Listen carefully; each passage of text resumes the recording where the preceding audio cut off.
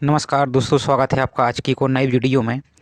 आज हम देखेंगे एमपीपीएससी के द्वारा आयोजित राज्य पात्रता परीक्षा यानी सेट के पेपर को, जो कि आपकी 2023 में आयोजित हुई थी। तो इसमें हम आज इतिहास के प्रश्नों को देखेंगे, जिसमें 100 प्रश्न दिए गए हैं, जो कि आपकी एमपीपीएससी प्रीलिम्स और साथ ही आप यूपीपीएससी, बीपीएससी या किसी भी स्टेट का आप एग्ज़ाम दे रहे हो तो उसके लिए अति महत्वपूर्ण होगा। तो इनके लिए आप अच्छी तरह से देखिए और आपको जो भी नया क्वेश्चन दिखे तो आप उनको नोट करते जाइए और रिवीजन करते रहिए। हालांकि आपकी परीक्षा में अब टाइम भी बहुत कम बचा है, तो रिवीजन करते रहिए। इसके पहले एमपीपीएससी के द्वारा आयोजित अन्य परीक्षा 2012 से लेकर 2022 तक के सभी पेपर को कवर कर दिया है, तो रिवीजन के लिए आप प्लेलिस्ट में उनको भी देख सकते हैं। और छत्तीसगढ़ पीएससी, यूपी पीएससी और अन्य पेपर भी अपलोड कर दिए हैं, तो प्लेलिस्ट सबकी अलग अलग बना दी गई है, तो वहाँ जाकर आप उनको भी रिवीजन कर सकते हैं। तो चलिए स्टार्ट करते हैं आज के वीडियो को। साथ ही चैनल पर आप पहली बार आए हो तो चैनल को सब्सक्राइब करके बेल आइकन पर भी प्रेस कर लीजिए, ताकि टाइम पर आपको नोटिफिकेशन मिलता रहे।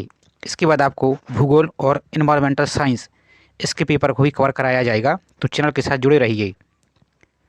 तो देखिए क्वेश्चन नंबर 1 से स्टार्ट करते हैं। ये क्वेश्चन नंबर 51 से स्टार्ट किया गया है, जो कि इसका पार्ट 2 यानी पेपर 2 था। पेपर 1 सबके लिए कॉमन था, तो वो आपके लिए इम्पोर्टेंट नहीं है। और ये सभी आपके लिए प्रश्न ऑफिशियल आंसर की से कराया जा रहा है, और लास्ट में आपको इसकी ऑफिशियल आंसर की भी शो की जाएगी, तो आप वहाँ से इसको एक बार चेक भी कर सकते हैं। तो चलिए स्टार्ट करते हैं। वैज्ञानिक उत्खनन का आधार जमीन का काटा हुआ वह भाग है, जिसका यथोचित निरीक्षण करके पूर्ण रूप से लेखा जोखा तैयार किया जाए, यह किसने कहा? तो 51 का आंसर होगा सी, सर मार्टिमर व्हीलन ने। नेक्स्ट देखिए, भारतीय पुरातत्व सर्वेक्षण के प्रथम सर्वेयर कौन थे? तो आंसर होगा अलेक्जेंडर कनिंघम। नेक्स्ट देखिए, जैन प्राकृतिक ग्रंथों का अंतिम संकलन कब हुआ था, यानी कहाँ हुआ था? तो आंसर होगा वल्लभी, गुजरात में। नेक्स्ट है, बेलन घाटी से चावल उत्पादन के आरंभिक साक्ष्य की तिथियां क्या है? तो आंसर होगा सी, 6000 ईसा पूर्व। नेक्स्ट देखिए, किस हड़प्पा कालीन पुरा स्थल की खुदाई में अंडाकार कुएं प्राप्त हुए हैं? तो 55 का आंसर होगा मोहनजोदड़ो में। नेक्स्ट है, किस प्रसिद्ध हड़प्पा पुरा स्थल कालीबंगा किस नदी घाटी में स्थित है? तो आंसर होगा घग्गर नदी में, घग्गर नदी के किनारे। नेक्स्ट देखिए, निम्नलिखित में से किसे वैदिक काल की सबसे प्राचीन सार्वजनिक संस्था माना जाता है? तो किसे माना जाता है? वेदत्त को। नेक्स्ट देखिए, महाभारत में 16 वर्ष की वधु को क्या कहा गया है? तो 58 का आंसर होगा नग्निका। नेक्स्ट देखिए, बृहत पाषाणिक समाधियाँ जो मध्य और दक्षिण भारत की विशेषता हैं कि आरंभिक उत्खननकर्ता कौन थे, यानी किसे माना जाता है? तो 59 का आंसर होगा बी, मीडोज टेलर को। नेक्स्ट देखिए, नेक्स्ट है, और दोस्तों आप प्रीवियस पेपर को जरूर लगा के जाइए, चाहे आप हमारे चैनल से देखें या कहीं से भी लगा के जाएं, उनको जरूर लगाइए, क्योंकि 4 से 5 प्रश्न रिपीट होते हैं, जो कि आपकी कट ऑफ के लिए अति महत्वपूर्ण होगा। आप समझ सकते हैं कि एक एक नंबर से लोग बाहर हो जाते हैं और हाई कोर्ट के चक्कर लगाने पड़ते हैं, तो उनके लिए आप रिवीजन करके जरूर जाइए, ताकि इस समस्या से बचा जा सके। और सुविधा के लिए आप प्लेलिस्ट में जाकर उनको भी देख सकते हैं। तो पृथ्वी सूक्त भूमि के महत्व को स्पष्ट करने वाला कदाचित वह पहला संदर्भ है जहाँ एक व्यक्ति भूमि को अपना माता कहता है। यह सूक्त किस वेद से संबंधित है? तो 60 का आंसर होगा सी, अथर्ववेद में। नेक्स्ट देखिए, निम्नलिखित में से कौन मौर्य वंश का अंतिम शासक था? आंसर होगा बृहद्रथ। नेक्स्ट, मौर्यकालीन मुद्रा का क्या नाम था? आंसर होगा पण। नेक्स्ट है, निम्नलिखित में से कौन चंद्रगुप्त द्वितीय की नवरत्न में सम्मिलित था? तो आंसर होगा बरूची। सॉरी, इस कूट में से आपको बताना है। तो आंसर होगा सी, 1, 2 और 3। तो अमर सिंह, जिन्होंने अमर सिंह, घटपरखर और बरूची। नेक्स्ट देखिए, कनिष्क प्रथम के शासनकाल में दरबारी चिकित्सक कौन थे? तो आंसर होगा चरक। नेक्स्ट, नालंदा विश्वविद्यालय की स्थापना कब हुई थी? तो आंसर होगा 5वीं सदी ईस्वी में, और कुमारगुप्त के द्वारा इनकी स्थापना की गई थी। नेक्स्ट देखिए, नालंदा में पीतल की चद्दरों से निर्मित मठ का निर्माण किसने करवाया था? आंसर होगा डी, हर्षवर्धन ने। किस विद्वान ने चंद्रगुप्त प्रथम को गुप्तकालीन मुद्रा कला का जन्मदाता मानने से इनकार किया है? आंसर होगा सी, एलन ने। और ये सभी आपको जो भी नया क्वेश्चन दिखे आप उनको कहीं नोट करते जाइए और रिवीजन के लिए आपको आसानी होगी। नेक्स्ट है, निम्नलिखित में से कौन सा स्थान प्रारंभिक गुप्तकालीन मंदिर के कारण जाना जाता है? तो 68 का आंसर होगा डी, नचना, जो कि नचना कोठार पार्वती मंदिर है। नेक्स्ट देखिए, सांची की बृहद स्तूप का निर्माण किस शासक के काल में हुआ था? तो 69 का आंसर होगा सी, अशोक के शासन काल में।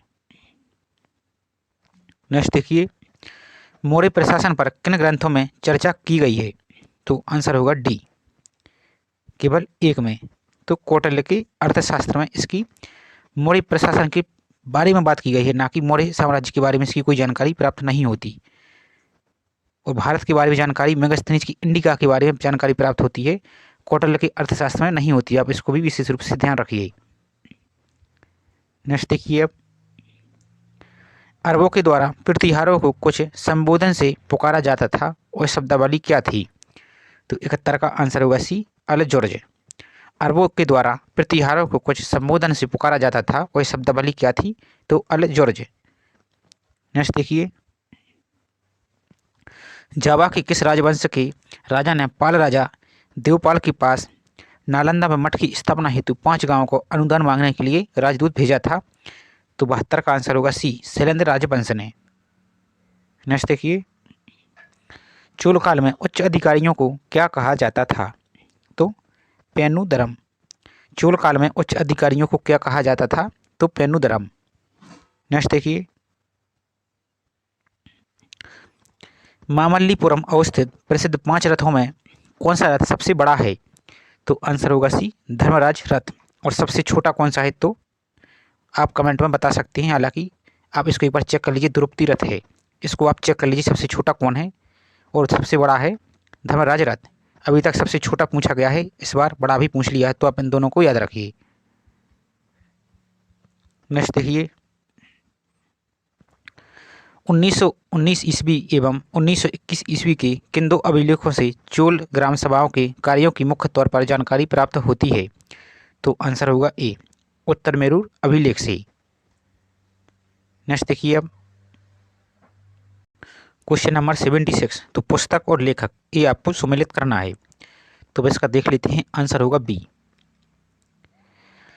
तो पृथ्वीराज विजय, तो जयरथ की रचना है। उसके बाद नहुशाह सांक चरित, तो ये रचना है पद्मगुप्त की ओर। ये इंपॉर्टेंट है, इसके पहले भी आ चुका है, तो आप इनको याद रखें। इसके बाद रामचरित, तो आंसर होगा संध्याकर नंदी। आप इसको भी विशेष रूप से याद रखें, ये रामचरित है या रामचरितम नाम से भी आता है, तो ये संध्याकर नंदी की है। जबकि रामचरितमानस ये तुलसीदास जी की है, तो आप इनको अंतर को भी याद रखिए।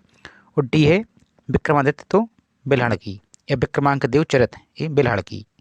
आप इनको रोक के एक बार देख सकते हैं। नेक्स्ट देखिए, कश्मीर क्षेत्र की प्रसिद्ध रानी का नाम क्या था? तो 77 का आंसर होगा सी, रानी दिद्दा, जो कि लोहार वंश की थी। नेक्स्ट देखिए, बर्टन स्टीन द्वारा विखंडित राज्य के मॉडल का चोलों के लिए प्रयोग किस विद्वान के अध्ययन से प्रेरित था? तो आंसर होगा डी, ए, साउथ हॉल। बर्टन स्टील द्वारा विखंडित राज्य के मॉडल का चोलों के लिए प्रयोग किस विद्वान के अध्ययन से प्रेरित था? तो ए, साउथ हॉल के अध्ययन से। नेक्स्ट देखिए,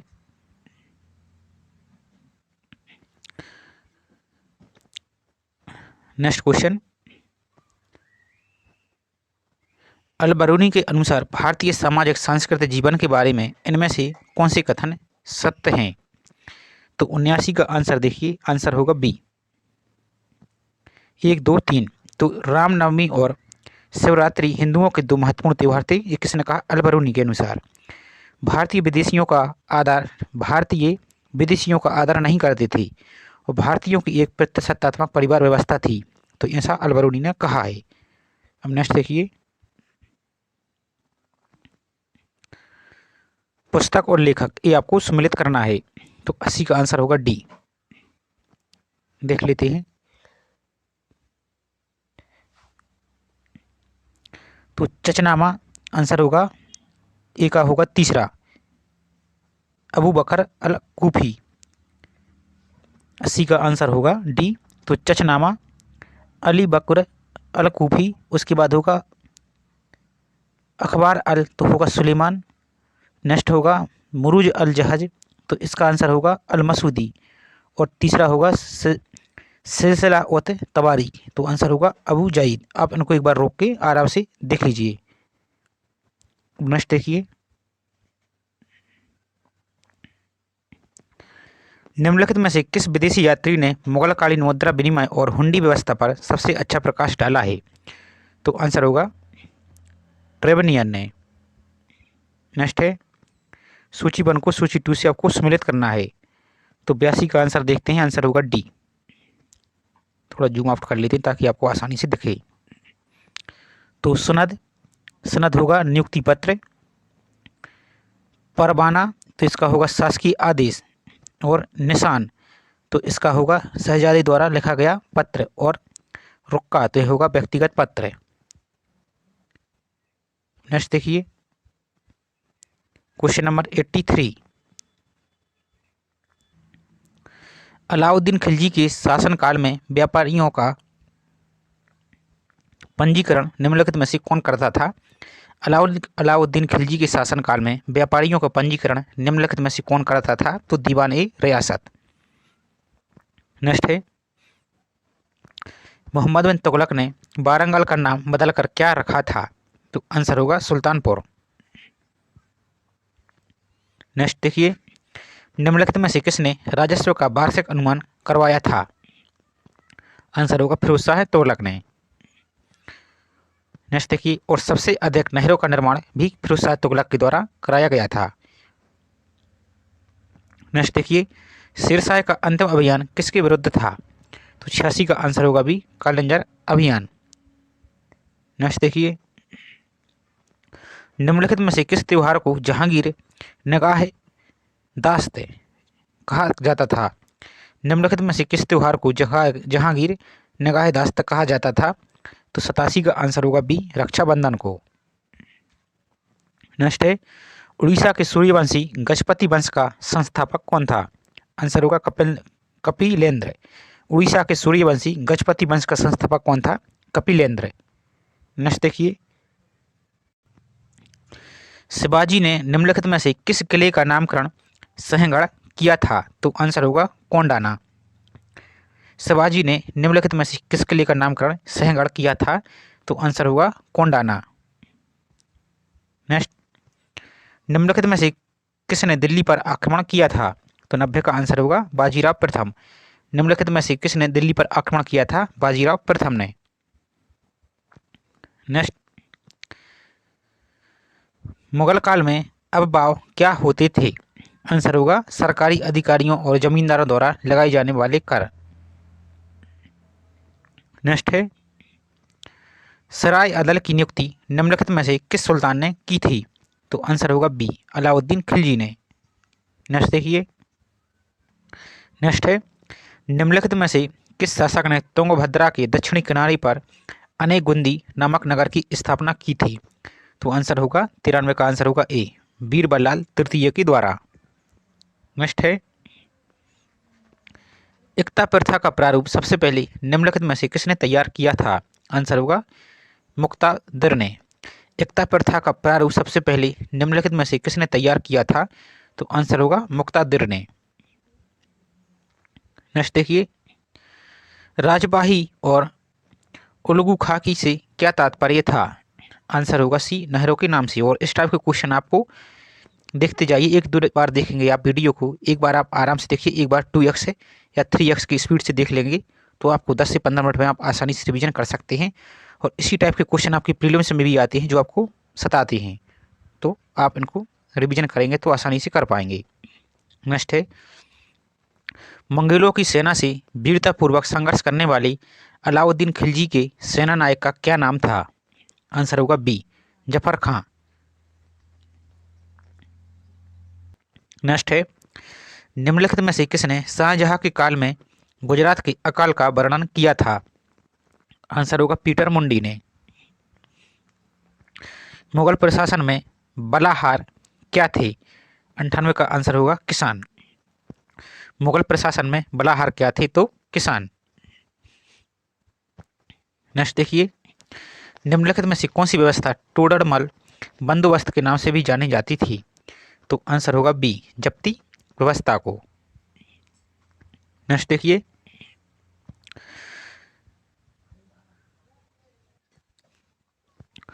समय जानने के लिए निम्नलिखित में से किस शासक द्वारा ताश घड़ियाल बनवाया गया था?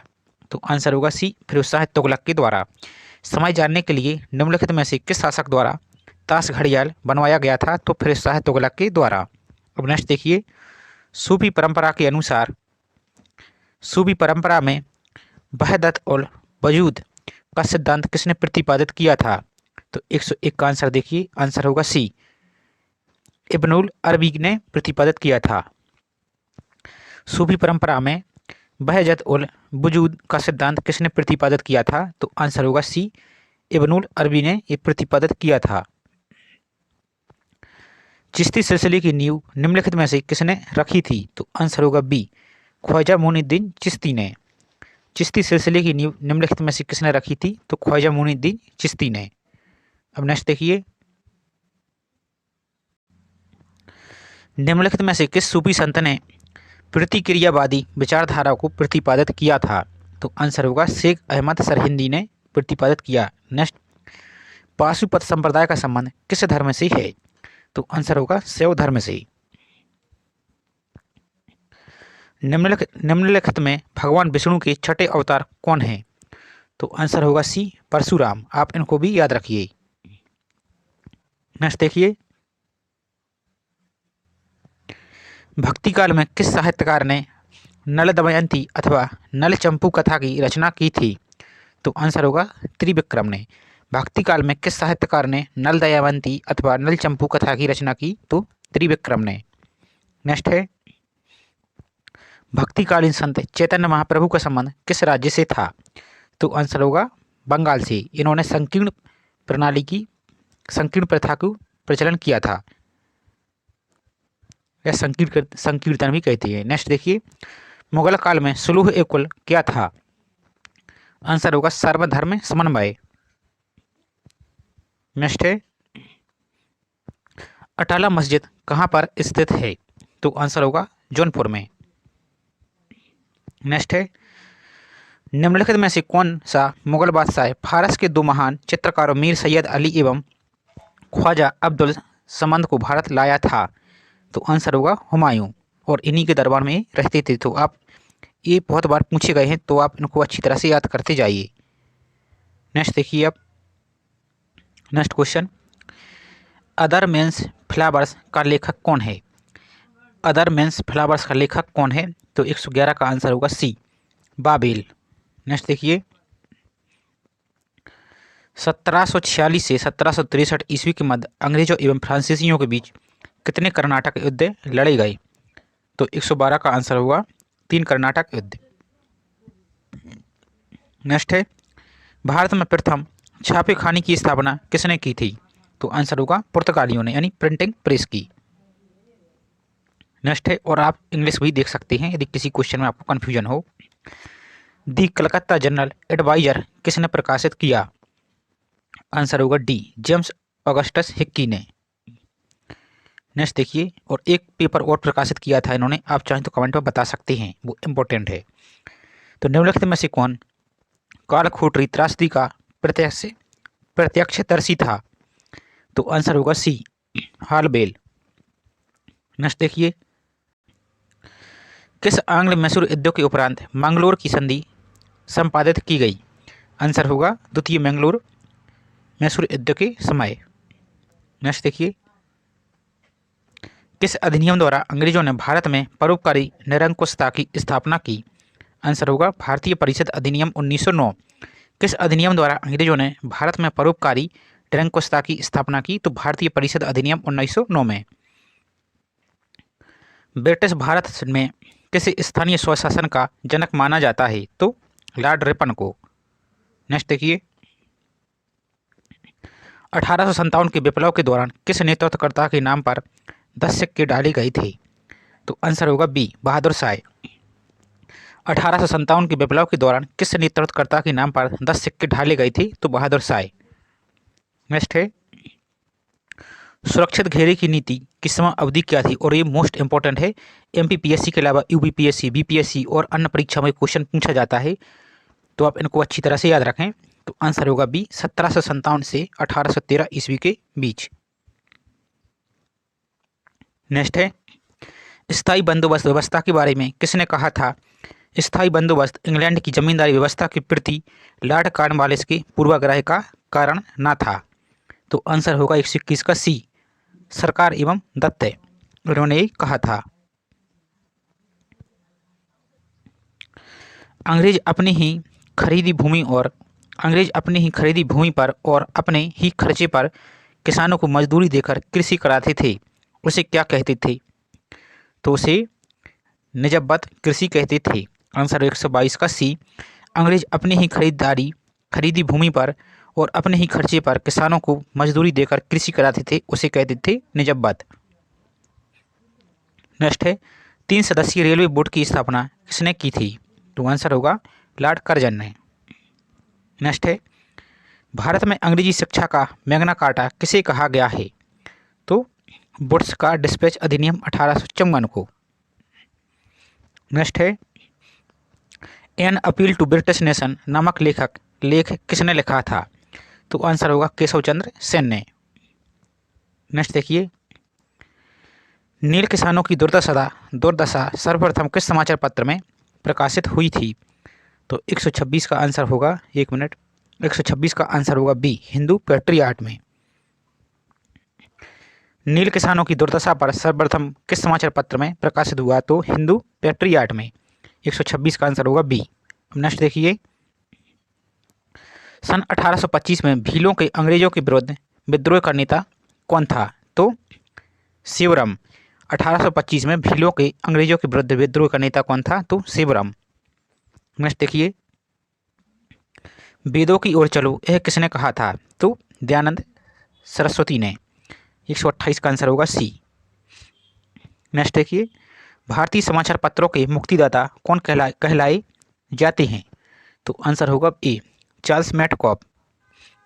नेक्स्ट है, भारत में धन के निष्कासन को अनिष्टों का अनिष्ट की संज्ञा किसने दी है? तो दादाभाई नौरोजी ने। नेक्स्ट है, मुस्लिम आंग्ल प्राच्य कॉलेज के उन प्राचार्य का क्या नाम था जिन्होंने मुसलमानों को अपनी एक पृथक संस्था बनाने के लिए भड़काया? तो उनका नाम था थियोडर बेग। नेक्स्ट है, मुस्लिम लीग ने अपनी पाकिस्तान की मांग का दबाव डालने के लिए सीधी कार्रवाई दिवस किस दिन मनाया? तो आंसर होगा 16 अगस्त 1946 को। नेक्स्ट देखिए, मांडले जेल में तिलक किस दौरान रहे, यानी कितनी अवधि के बीच में रहे? तो आंसर होगा 1908 से 1914 के बीच में। इंडिया होम रूल सोसाइटी, जो कि इंडिया हाउस के नाम से प्रसिद्ध है, इसकी स्थापना 1905 में लंदन में किसने की थी? तो 134 का आंसर होगा श्यामजी कृष्ण वर्मा ने। और ये मोस्ट इंपॉर्टेंट क्वेश्चन है, बार बार रिपीट होता है एमपी के अलावा अदर स्टेट में भी। भवानी मंदिर शीर्षक पुस्तक के लेखक कौन थे?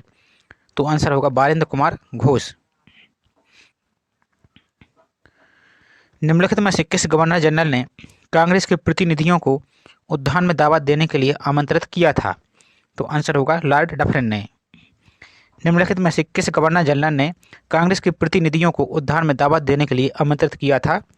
तो आंसर होगा 36 का लॉर्ड डफरिन ने।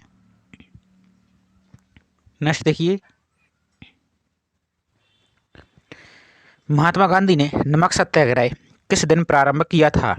तो 137 का आंसर होगा 12 मार्च 1930 को। नेक्स्ट है, अखिल भारतीय कांग्रेस समाजवादी दल औपचारिक रूप से कब प्रारंभ किया गया था? आंसर होगा सी, अक्टूबर 1934 में अखिल भारतीय कांग्रेस समाजवादी दल औपचारिक रूप से कब प्रारंभ किया गया? तो अक्टूबर 1934 में।